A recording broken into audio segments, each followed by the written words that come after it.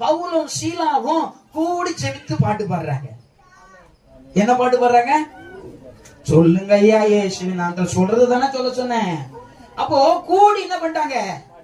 இருவர் ஒரே சிந்தை ஆயிட்டாங்க. அவங்க ஆத்துமா ஆவியோடு இணைஞ்சது. இது ரெண்டு இணைஞ்சு இருவர் வெளியரங்கமா இணையப்பட்டு ஆவியில இணையப்பட்டு இவங்க ஆராதிக்க பாட்டு பாட ஆரம்பிச்சிட்டாங்க.